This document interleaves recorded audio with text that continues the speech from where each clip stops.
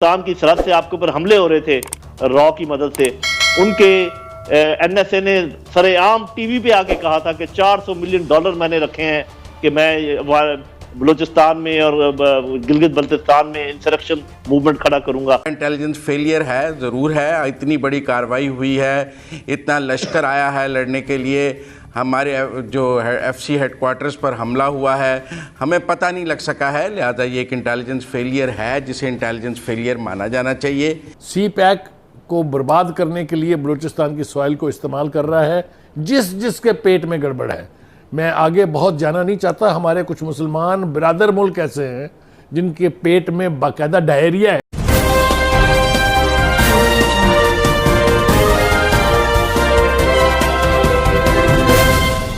पिछले साल एक किस्में हमारे इदारे भी शामिल हैं, हमारी हुकूमत शामिल है, हमारा मीडिया शामिल है। एक बड़ी सेलिब्रेशन बनी कि अफ़गानिस्तान में एक आज़ादी हुई और उनका हक था कि गैर मुल्की वहाँ से चले जाएं, वो चले गए। और उससे जो एक कंसेंसस बना था वो ये बना था कि पाकिस्तान के लिए बड़ी अच्छी खबर ये है कि यहाँ टेररिज्म नहीं होगा। अब अगर आप 5-6 महीने देखें, इस्लामाबाद में भी हो गया, लाहौर का भी वाक़या आपको पता है, बलूचिस्तान से भी मुसलसल जारी है। तो क्या वो हमारी जो असेसमेंट थी वो इनमेच्योरिटी थी या हम समझ ही नहीं सके हुआ कि अफगानिस्तान में? और नंबर 2, अभी तक हमने अफगानिस्तान की हुकूमत को भी तस्लीम नहीं किया, हालांकि हम बड़े कॉन्फिडेंट थे उस बारे में। रोजाना गीदड़ की मौत बार बार खा के सिसकियां मरने से बेहतर ये नहीं है एक दफा इज्जत की जिंदगी जीने का फैसला करके ऐलान कर दे और उन्हें जवाब दे। कब तक इंतजार करेंगे इस तरह? क्यों नहीं हमारे जिसने भी डिसीजन मेकर है वो समझ क्यों नहीं रही है? जी देखें, मैं तो कुछ नहीं कह सकता इस सिलसिले में, सिर्फ मुझे 2-3 बातों का इल्म है। एक तो ये मुझे इल्म है कि अगर आपके दिल में खुदा का खौफ ना हो तो फिर और बहुत सारे खौफ वहाँ पर जगह बना लेते हैं, क्योंकि हर दिल में एक खौफ का खाना तो है। उसमें या तो आपको खुदा का खौफ रखना पड़ेगा, अगर वो निकल जाएगा तो फिर और खौफ आपके दिल में आके जगह बना देंगे। ये उन्हीं खौफों का शाखसाना है कि हमारे पास पैसे नहीं हैं, हमारे ऊपर वो हमला कर देगा, हम जो हमारे घुटने लगे हुए हैं, हमारा मेरी सबमिशन फिर मैं क्लियर कर देता हूँ सवाल। इस कश्मोकश में हम सारी जिंदगी गुजार देंगे या कोई फैसले का वक्त आप समझते हैं आगे अब कर लेना चाहिए?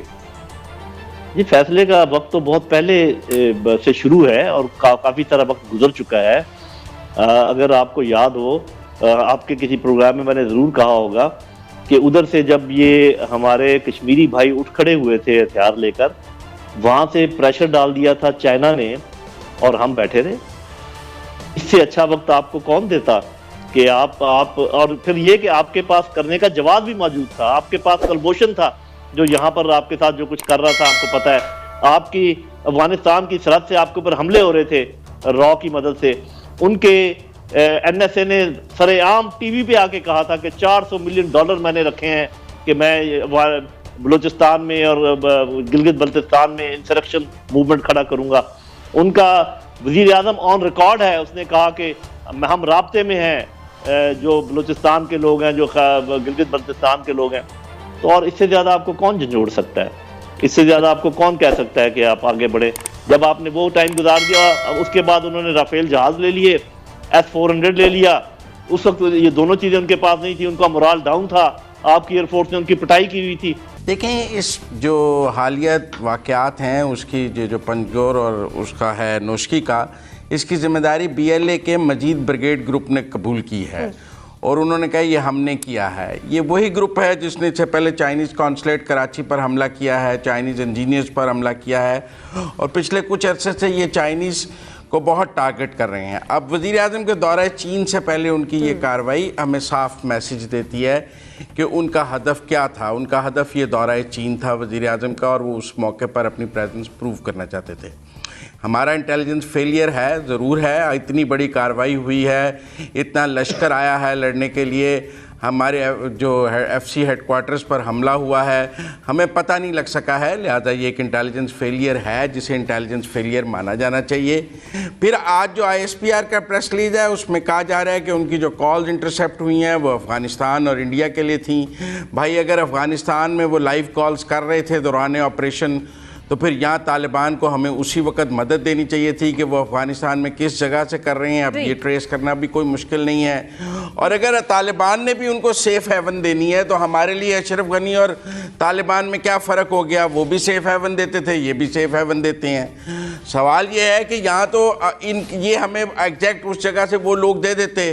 तालिबान ने जो आम माफ़ी की, इनमें से कुछ लोग तो अशरफ गनी ने जेलों में डाले हुए थे, जो बिल्कुल जेलों से निकल आए और उसके बाद अब हमारे लिए मसाइल पैदा हो रहे हैं। मेरे ख्याल में अफगानिस्तान से में तालिबान से पीछे हमारे नेशनल सिक्योरिटी एडवाइजर गए भी हैं, लेकिन बहुत दौड़ टोक बात करनी पड़ेगी कि अगर ये वाकई वहीं से सब ने, टीटीपी ने, बीएलए ने ऑपरेट करना है तो हमें उनका इतना मुकदमा दुनिया के सामने लड़ने का क्या फायदा हुआ?